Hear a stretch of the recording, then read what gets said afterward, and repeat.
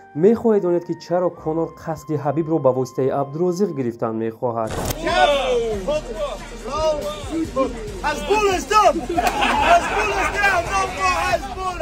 умеда парсаева Абдурозиқро дар чанд давлати дунё ҳамроҳӣ мекунад. ин маълум мешавад ки умеда ҳам мухлиси Абдурозиқ аст. Салому алайкум. Хати апай умеда шидагием. Всем привет. Иншалло як чизи зур метунем ба наздики мебинем. Бисёр маъқултон мешавад. Мы вас приятно удивим. Ждите. Абдурозиқ тӯй дорад. ин овоза нест, ин ҳақиқатест ки чанд рӯз қабл дар навори худи ин ҷаноби хурдакак ба кулли тамошобинонаш қисса кард. бародаро барои шумо авиакасе Муҳаммада тавсия метем ки бародар нархи хилиш билетҳоро барои шумо пешниҳод мекунад. бародари боваринок ки нархш ҳамаи ширкатҳо арзонтаре, марҳамат на WhatsApp зам занед, як бо нархша пурсен.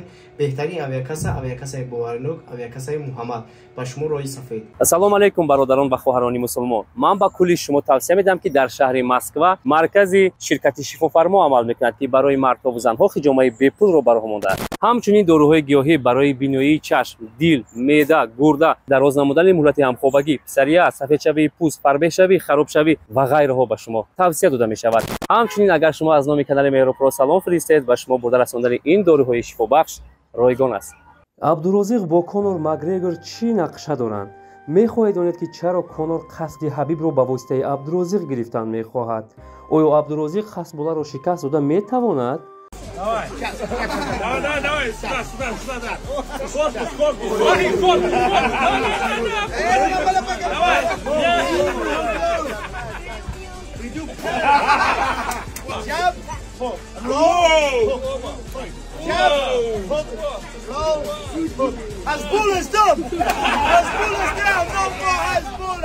умеда парсаева чаро зуд ба пеши Абдурозиқ меравад? биёед дӯстони азиз, чанд маълумоти тозаро аз ҳаёти ҷаноби хурдакаки тоҷикамон бароятон қисса мекунем. Абдурозиқ соли 2023 ном ба номаш буд. ӯ тавонист дунёро фатҳ кунад. ӯ тавонист давлат ба давлат гашта ба тамоми чеҳраҳои номдори дунё шинос шуда дӯстӣ пайдо кунад. қадамҳои ӯро аввалин шуда Салмонхон боз кард ва ӯ бо машҳуртарин футболбозон, артистон, реперистон ва хулоса бо шоу-бизнеси ҷаҳонӣ шомил гашта риштаи ҳамкорӣ ва дӯстиашро мустаҳкамтар сохт.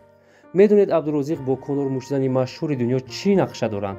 онҳо дар якҷоягӣ нақшаҳои навро ба роҳ монда ҳамчун устод Абдурозиқро дар як муддати кӯтоҳ варзишгари нотарсу шуҷоъ табдил доданист. ҳадафи онҳо фикр мекунед шикасти Хасбулла аст? мумкин ин андеша хато бошад, аммо Конор мехоҳад ба воситаи Абдурозиқ Ҳабибро ки зери сояи худ Хасбулларо пуштибонӣ мекунад шикаст диҳад. Конор агарчи Ҳабибро натавонист дар ринг шикаст диҳад, вале мехоҳад дар соли 2024 Абдурозиқро омода намуда бо Хасбулла ҷанг монад. ба андешаи шумо кӣ зуд мебарояд? Абдурозиқ ё ин ки Хасбулла? умеда парсаева, зебосанами хушқаду қомати тоҷик, соли навро ҳамроҳи Абдурозиқ ҷашн гирифт. онҳо дар гирди як миз нишаста ҳамагӣ чашм ба шӯхиҳои Абдурозиқ мебастанд. ин маълум буд ки Абдурозиқ суруд сароида меҳмонони гирду атрофи хешро шод мегардонд. умеда парсаева Абдурозиқро дар чанд давлати дунё ҳамроҳӣ мекунад. ин маълум мешавад ки умеда ҳам мухлиси Абдурозиқ аст ва ҳам ба ӯ дӯсти наздикаш. Абдурозиқ ҳоло 20 сол дорад ва дар ин муддат аллакай дунё ӯро мешиносад. ӯ соҳиби 8.5 миллион обуначӣ аст. клипҳои рангин ва навгониҳои ҷаззоби ин ҷаноби хурдакак ҳамеша диққатҳоро ба сӯи худ ҷалб мегардонад. ӯ дар соли 2023 шинохтаи ҷаҳон гашт ва соли 2024 коре карданист ки аз тоҷик буданаш дунё ифтихор намояд.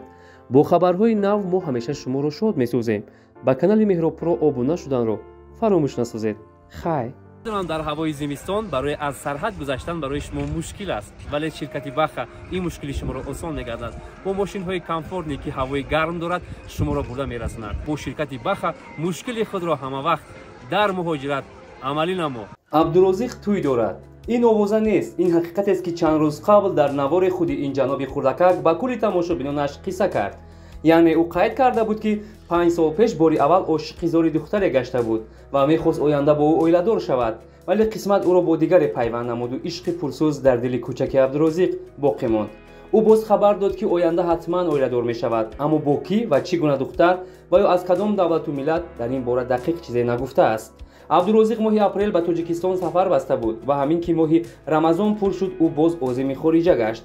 ӯ сафарҳои зиёд дар нақша дошта, айни ҳол дар Ҳиндустон банди сабти кинофилм бо Салмону Шоҳруххан аст ки бо як ҷиддуҷаҳд пайи омода намуданаш ҳастанд. Худо хоҳад ин филм дар бозори синемо яке аз филмҳои машҳуртарин дар ҳаёти Абдурозиқ боқӣ хоҳад монд. Абдурозиқ рӯҳияи баланд, истеъдоди боло дошта, ҳунар дар ботинаш мисли вулкан фаввора зада меҷӯшад. клипҳои ҷолиб, сурудҳои дилнишинаш сазовори аҳсану офарини мухлисони ҷаҳонияш гаштааст. Абдурозиқ аз зумраи беҳтарин ва арзандатарин чеҳраи олами шоу-бизнес маҳсуб ёфта, аллакай дар тамоми дунё маҳбубияти беназиро соҳиб гаштааст ва ҳамчун як тоҷикбачаи номдор ӯро эътироф карданд. мо ба ин писарбачаи машҳуру овозадор барору комёбӣ таманно намуда орзуманди онем ки шӯҳраташ боз ҳам дар парвоз гардад. ба пеш Абдурозиқ. ба канали мо обуна шуда, подписатсия кардан, лайк гузоштан ва ҳамчунин падилитсия кардани видеоро ба дӯстонатон фаромӯш насозед.